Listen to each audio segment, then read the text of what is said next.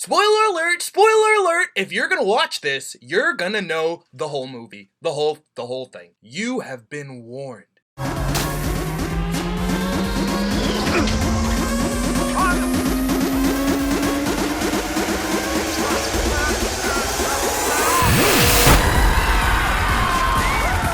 So I'm Brayden Smith. I'm Joe Wakefield.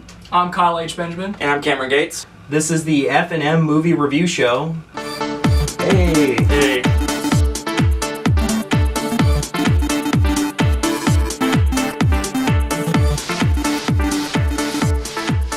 My impressions going into the movie, what I thought it was going to be like, is I didn't think it was going to be that great of a movie. I was expecting the visuals to be really good, really well done, and I was expecting a shallow plot and a shallow story overall. That's harsh, man. Yeah. That's No, really harsh. I wasn't expecting it to be that great. Yeah. All right. I don't know about you, man, but my favorite movie as a kid was Honey, I Shrunk the Kids. And to me, it was like, okay, Honey, I Shrunk the Kids superhero? I'm in. Yeah. My only concern was Paul Rudd. I didn't know if I'd be able to see anybody but Paul Rudd. Yeah, I agree with you. I felt like it was going to be good, but not great.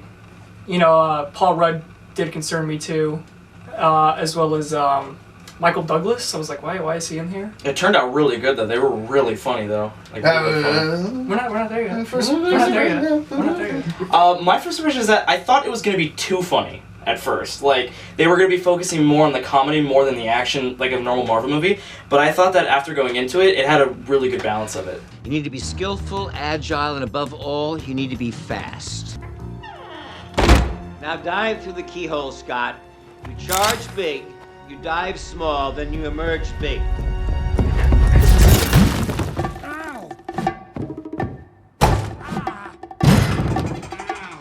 Useless. So for me, right off the bat, good for me was Paul Rudd. Not only his acting, but the character itself.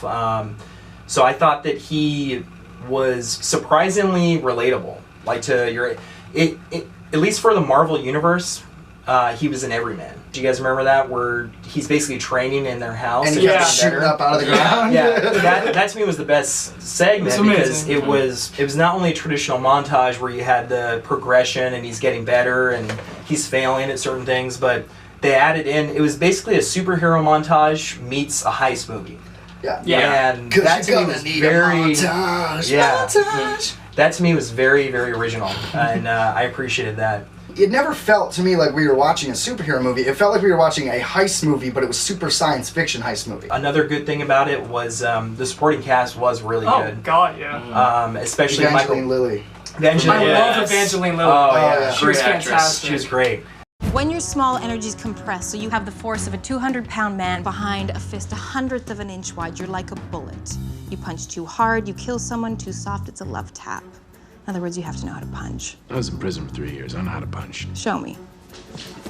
Terrible. You want to show me how to punch? Show me. That's how you punch. Yeah. The more Evangeline Lilly, the better. Right? That scene with her and Michael Douglas, where he says what happens to her mother, Oh yeah, it's so deep, and then she and then Paul Rudd comes out of nowhere and he's like, "This is a touching moment, guys. I just ruined ruins it." it. didn't I?" Yeah, Yeah. he just ruins the Well, movie. I mean that also is a very original thing. So Paul Rudd's got his one-liners, and they're funny, but the way that they strategically place them throughout the film Yes. is way unique. They And it's used like, it well. It's to ruin people's moments. I really like how this wasn't an origin story. Like, Ant-Man has been around. He went on missions. He was saving the world. He was doing all this stuff before. It was just Michael Douglas. And then with that scene where he was with his wife showing what happened to her, it was really dope, because you saw it and you're just, all right, now I don't feel like I'm watching another origin story, even though in a sense it was. But it was more of a passing of the Right. torch story. Like if you were to not know any better, you would think that Michael Douglas was Ant-Man in the late 1980s film. Yeah. Even though it didn't exist. Right. You know what Yeah, I yeah. mean? And that was also very interesting. I also loved how they opened up the multiverse. That was cool. Yeah. I missed that. What are we talking about with the The multiverse? alternate reality, remember? Because he slipped through the time slippage or whatever because he It got wasn't so a time small. slippage. It wasn't Well, he got interstellar. He so just kept small. shrinking, but there was no multiverse. No, yes there is. Why? What happened? No, there's What about alternate this? realities. The idea is that Paul Rudd he came back, but maybe to like a universe that's similar. Yes. That's the idea. Where everything is the same, Except for one the thing. stepdad They isn't a dick. In that scene, they talk about how Michael Douglas's wife just shrunk down into nothing. Apparently, according to you guys, slipped into a multiverse. I don't know. That's debatable, but whatever. Slipped into nothing. So when Paul Rudd's character at the end, to save the day, does the same thing, did you not think that he was just going to find the wife and save her? And I'm really happy they did not. Yeah. So that's a good thing. It would have been one of those like, oh my gosh, my true love is back to me, yay, kind of moments. Right. Good, guys. We have no consequences. Paul Rudd, I mean, even for a comedic actor, this is like a new role for him that I think was just perfect. I mean, he's never played a role like this.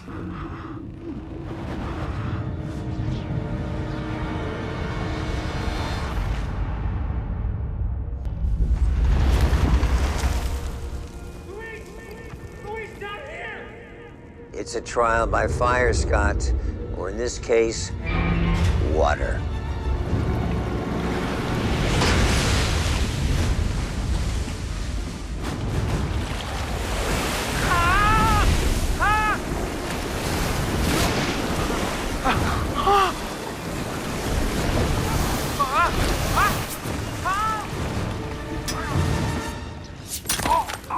And he just freaking nailed it. And I'm really looking forward to seeing him in Civil War. Speaking much of you guys good tell me. things, the post-credit scene with yeah. the Winter Soldier Well, that's what we're talking about. Yeah, so let's hear is that. amazing. Well, in the post-credit scenes, well, Falcon brings Ant-Man and the Avengers. They pretty much said, like, I know a no guy, way. and then we have Captain America going, cool. Nice. He didn't And, say and then cool, the Winter but- Soldier is like chained up to something, I guess, and he's like looking all scared. Oh, wow. Yeah, so they found the Winter Soldier, and I assume that's coming into Civil War, but Nice. that's Yeah. just I'll have to speculation. YouTube that then. Yes. Yeah, most likely.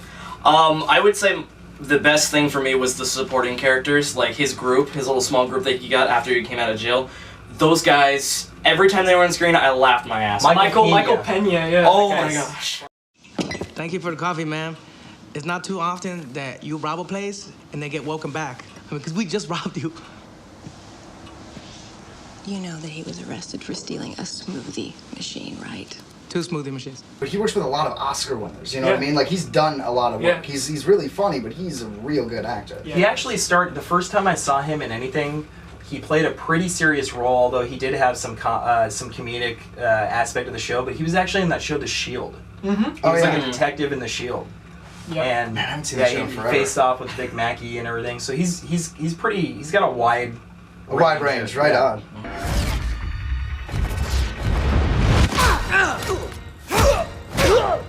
Hey, Scotty. Hey, did I save your life? Scotty. Scotty.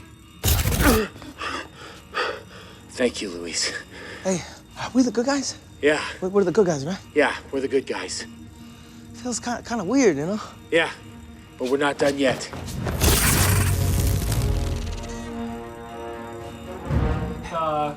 I wanted a stronger bad guy. Yeah, for Yeah, sure. Definitely. Definitely. Just for me, that's why a lot of these Marvel movies aren't the best movies for me. Solely because I think that a villain is almost as important, if not as more important than the hero, and I wasn't feeling it with this guy. So we're talking about the suspension of disbelief, right? Yeah. So I was good throughout the whole film until they started throwing those toy train sets at each other, and then I started thinking to myself, these guys are supposed to be able to kill people. Super strong. Yeah, but then they're throwing this stuff, and I know they did it for comedic value.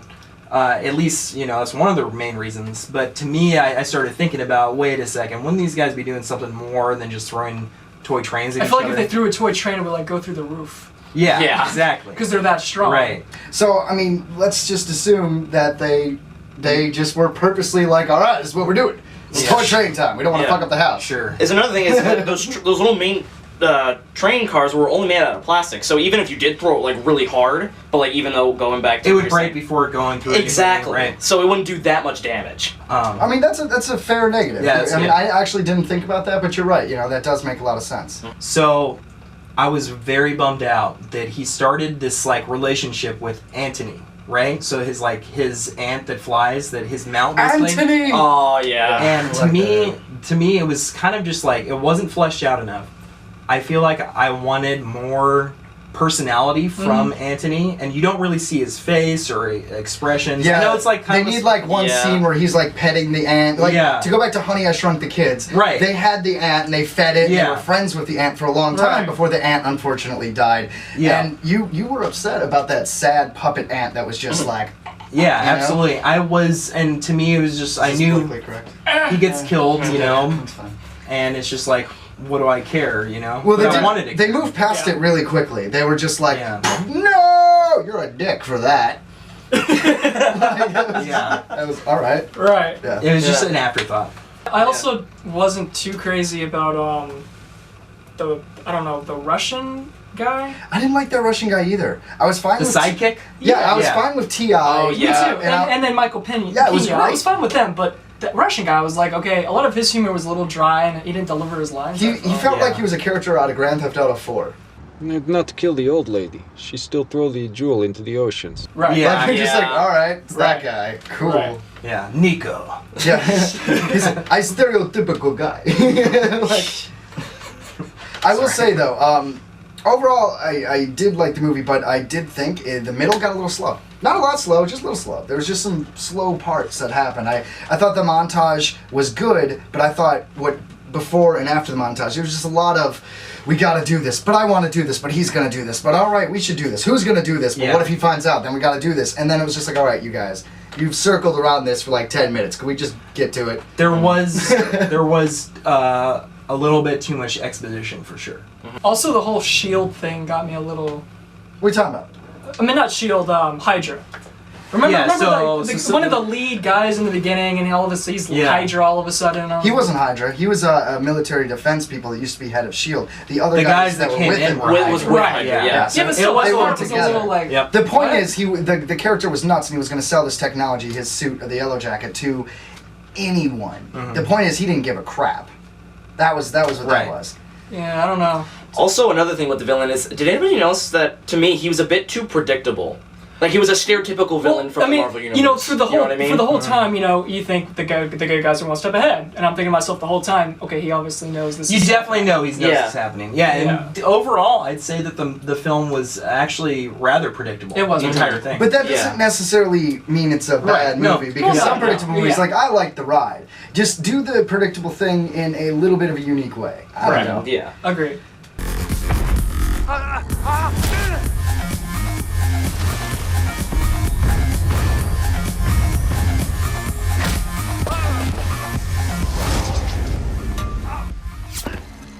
I went into this film not thinking it was going to be great. You know, I'd say that I went in thinking it was going to be about average, and I was wrong. I think it's above average. However, I do think that there are some critical things that are wrong with it, especially the villain. No. I'd say that for me it was a little bit better than I thought it was going to be, but it was still slightly above mediocre.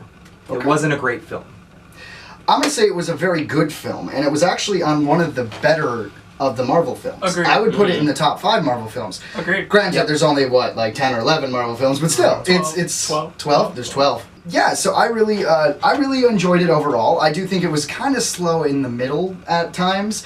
I would have liked to see a little more exploring of when he was small. Like, instead of the long middle of boring training, I would have liked to see, like, him having, like, Michael Douglas just dropping him off in the park, shrinking him, and be like, all right, it's not going to make you big for another 2 hours, survive, or 2 days. That'd be even cooler. Yeah. You know, right? And just make Ant-Man just like, all right, hit the ground running, survive. I mean, that's what I would have done. But yeah, I thought it was overall one of the better Marvel films. Definitely not the best. I thought it was really good. I'll put it on my top 5 too. Had its strong points. The humor was a little dry at times, so that's another bad for me. But overall, yeah, I think it was a great Marvel film. I would agree. I was very pleasantly surprised with the movie. I thought, like I said, there was going to be too much comedy, but it was a really well balanced, and I thought it was a really good movie, in the top 5, definitely.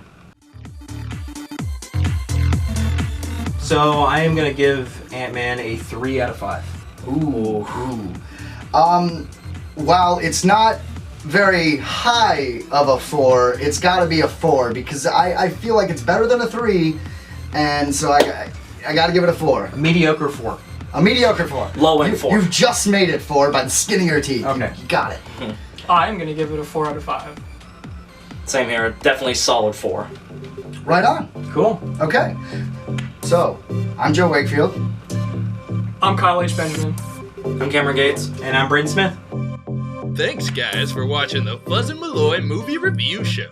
Tune in next week when we're going to review Vacation.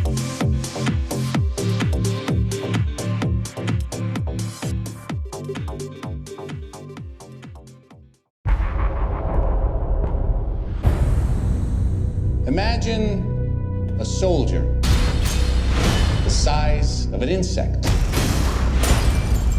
The ultimate secret weapon. If you give godlike powers to everyone, it's going to be chaos. So how do we stop him? I know a guy. Scott, I've been watching you for a while. You're different. And I believe everyone deserves a shot at redemption. Do you? Absolutely. My days of breaking into places and stealing stuff are over. What do you want me to do? I want you to break into a place and steal some stuff. Makes sense. Are you ready to become a hero? Now, the suit has power. You have to learn how to control it. And these are your greatest allies. You're kind of cute. Whoa. When you're small, you have superhuman strength. You're like a bullet. So you need to know how to punch. You want to show me how to punch? Show me how to punch. That's how you punch. You tried to hide your suit from me. Now, it's gonna blow up in your face and destroy everyone you care about. Scott, get out of there! Did you think you could stop the future?